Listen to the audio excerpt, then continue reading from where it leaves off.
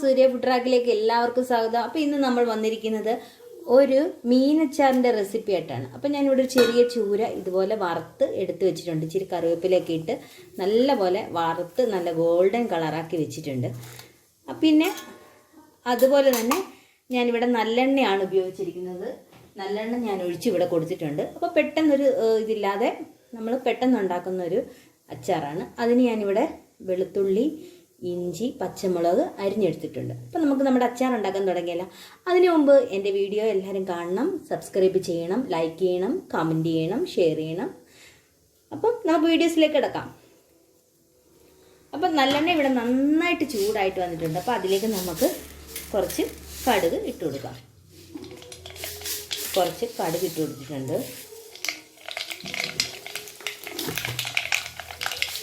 പിന്നെ അത് ഈ കടുകൊന്ന് പൊട്ടി വരുമ്പോൾ നമുക്കതിലേക്ക് ഒരു സ്വല്പം ഉലുവ ചേർത്ത് കൊടുക്കും. മുഴുവനായിട്ടുള്ള ഉലുവയാണ് ഞാനിവിടെ ചേർത്ത് കൊടുത്തിരിക്കുന്നത്.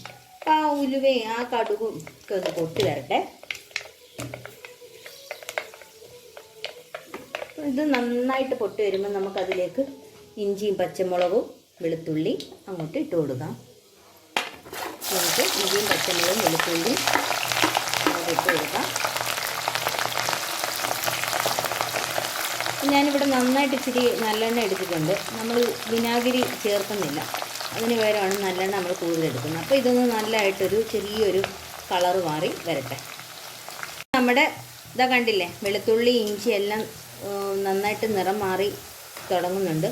ഇതിലേക്ക് നമ്മൾ ഉലുവാപ്പൊടിയും കായപ്പൊടിയും ചേർക്കത്തില്ല. കാരണം മീനച്ചാറിലേക്ക് നമ്മൾ ഉലുവാപ്പൊടിയും കായപ്പൊടിയും ചേർക്കാറില്ല.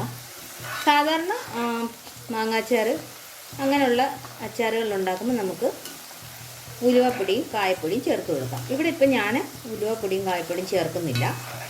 ഇത് നന്നായിട്ടൊന്ന് ബ്രൗൺ കളറായിട്ട് വരട്ടെ. അപ്പം ഞാൻ കുറച്ച് ഏറെ നല്ലെണ്ണ എടുത്തിട്ടുണ്ട്. പക്ഷേ മീൻ ഒരു കുറച്ച് 250 ഗ്രാം മീനേ ഉള്ളൂ. ഞാനിവിടെ വിനാഗിരി യൂസ് ചെയ്യാത്തത് കൊണ്ട് നിങ്ങൾക്ക് വേണമെങ്കിൽ വിനാഗിരി യൂസ് ചെയ്യാം. എൻ്റെ കയ്യിലുണ്ട് ആപ്പിൾ സൈഡ് വിനാഗിരിയാണ് ഞാൻ ഒഴിക്കുന്നെങ്കിൽ ഞാൻ ആപ്പിൾ സൈഡ് വിനാഗിരി ചേർക്കാറുള്ളൂ. അപ്പോൾ ഞാനിപ്പോൾ ഇവിടെ ഈ അച്ചാറിന് വിനാഗിരി യൂസ് ചെയ്യുന്നില്ല. അപ്പോൾ ഇതിന് കളറൊന്ന് ചേഞ്ചായിട്ട് വരുമ്പോൾ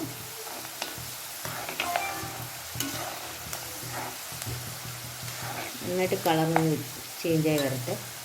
അപ്പം നമ്മുടെ കണ്ടില്ലേ, കളർ നന്നായിട്ടൊന്ന് ചേഞ്ചായിട്ട് വന്നിട്ടുണ്ട്. അപ്പോൾ അതിലേക്ക് നമുക്ക് മീൻ ആദ്യം ഇട്ട് കൊടുക്കാം. കണ്ടു, നമ്മൾ എടുത്ത് വെച്ചിരിക്കുന്ന മീനൊന്ന് ഇട്ട് കൊടുത്തു. നമ്മൾ ഉപ്പ് ചേർത്താണ് മീൻ വറുത്തെടുക്കരുത്. പിന്നെ ആവശ്യത്തിനനുസരിച്ച് ഉപ്പ് നോക്കിയിട്ട് നമുക്ക് ഇട്ട് കൊടുക്കാം. അതിലേക്ക് ഞാനിവിടെ കണ്ടില്ല 2 ടീസ്പൂൺ എരിവുള്ള മുളക് പൊടിയും 2 ടീസ്പൂൺ കാശ്മീരി മുളക് പൊടിയാണ് എടുത്തിരിക്കുന്നത്. അത് നമുക്കിതിലേക്ക് ചേർത്ത് കൊടുക്കാം.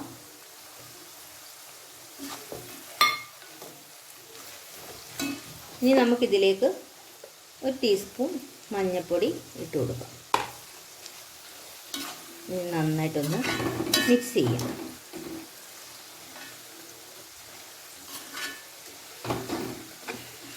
നന്നായിട്ട് നമുക്കൊന്ന് മിക്സ് ചെയ്ത് കൊടുക്കാം.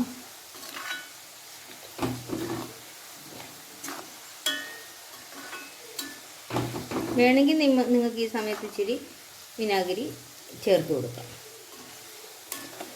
ഇതിലോട്ട് കിടന്ന് പിടിക്കട്ടെ.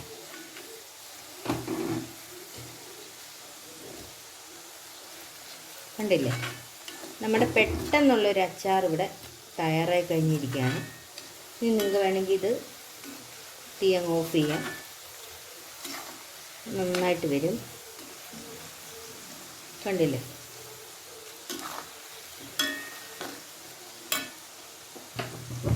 കണ്ടില്ലേ, നമ്മുടെ അച്ചാർ ഇവിടെ തയ്യാറായി കഴിഞ്ഞിരിക്കുകയാണ്. എല്ലാവരും ട്രൈ ചെയ്ത് നോക്കിയിട്ട് ഫീഡ്ബാക്ക് കമൻറ്റ് ബോക്സിൽ അറിയിക്കണം.